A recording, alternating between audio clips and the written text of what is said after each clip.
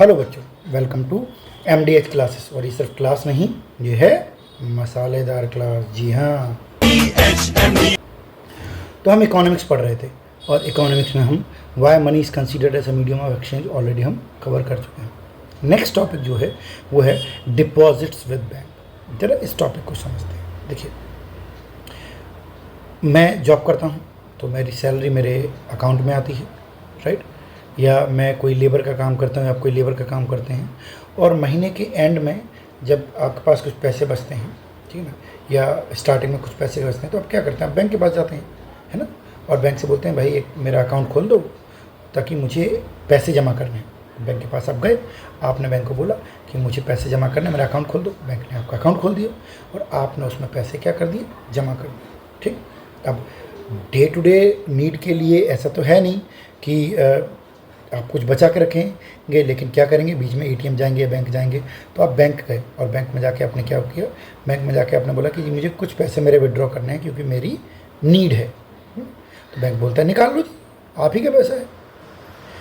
तो आप बैंक के पास गए, आपने एक विड्रॉल फॉर्म भरा, राइट, और अपने पैसे निकाल लिए।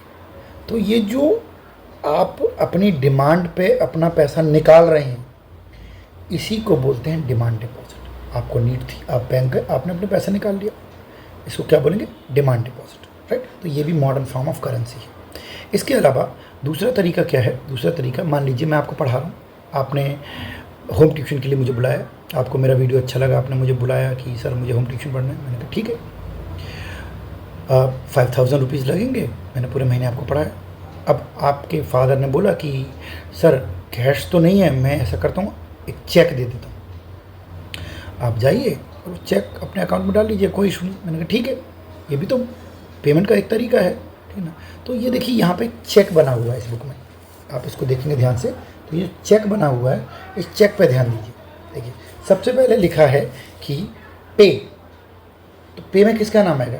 पेमेंट तो मुझे कर रहे हैं ना आपके फादर, तो मेरा नाम आएगा कि पे मनोज कुमार, रुपीज़ कितना? 5000, वर्ड्स में भी और नंबर में भी, ठीक। और उसके बाद नीचे साइन कर देंगे।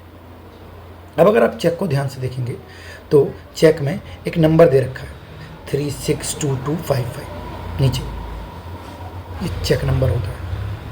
हर चेक नंबर अलग अलग होता है, उसकी सीरीज़ होती है, ठीक है ना। तो ये तीन चीज़ें बहुत ज़्यादा ध्यान रखनी होती हैं जब हम किसी को पेमेंट करते हैं चेक से। डन। तो ये दोनों भी modern form of currency, cheque और डिमांड डिपॉजिट। क्लियर है? अगर हम एक्सरसाइज में क्वेश्चन देखें कि टिक द करेक्ट आंसर, तो इसमें आंसर नंबर बी होगा, क्योंकि पिछले चेक में हम देख चुके हैं कि सलीम क्या कर रहा है? सलीम पेमेंट रिसीव कर रहा है। देखिए आप अगर चेक को ध्यान से देखें तो देखिए प्रेम कुमार को पेमेंट मिल रही है और सलीम के अकाउंट से पेमेंट जा रहा है। तो सलीम के अकाउंट में, भाई मेरे अकाउंट से पैसा कट रहा है तो मेरे अकाउंट में पैसा हो जाएगा कम और प्रेम के अकाउंट में हो जाएगा ज़्यादा। तो ये रहा एक्सरसाइज का आंसर। अब अगर अगले टॉपिक की बात करें तो अगला टॉपिक भी बहुत सिंपल है। मैंने बोला कि ये सिंपल टॉपिक हैं। जनरली क्या होता है, यहाँ से क्वेश्चन बहुत कम आते हैं। पिछले अगर PY को देखें तो यहाँ से क्वेश्चन बहुत कम आए हुए, ठीक है। Loan activities. अब ये लोन एक्टिविटीज़ क्या है? देखिए आपके दिमाग में सवाल आ रहा होगा कि बैंक क्या करता है। जैसे नीचे पिक्चर देखेंगे तो एक तरफ होते हैं डिपॉजिटर, एक तरफ होते हैं बोरोवर। और बैंक क्या काम करता है? बैंक करता है एज एन इंटरमीडिएट का, बीच का है, ठीक है। तो मैं गया, मैंने अपने बैंक में 5 लाख रुपए जमा कर दिए, आप भी गए अपने 5-5 लाख रुपए जमा कर दिए। अब बैंक इस पैसे का करेगा क्या? बैंक इसको किसको? बोरोवर को लोन पे दे देगा, ब्याज पे दे देगा। वो बोलेगा कि भाई, अब बैंक ने क्या किया? मैंने बैंक को 1 लाख रुपये जमा किए, बैंक मुझे 1 साल बाद 3% इंटरेस्ट देगा, यानी 1,03,000 रुपये मुझे लौटाएगा। अब बैंक के पास ये 3,000 कहाँ से आए? तो बैंक क्या करता है? बैंक मेरा पैसा किसी और को लोन पे दे देता है और उससे जो इंटरेस्ट लेता है वो 8 to 12% लेता है। अब उससे 8 to 12% लेगा तो क्या हो जाएगा? तो ये जो बीच का गैप है, 3% मुझे दिए और उससे 12% लिए, तो 9% का जो मार्जिन है यही होती है बैंक की इनकम।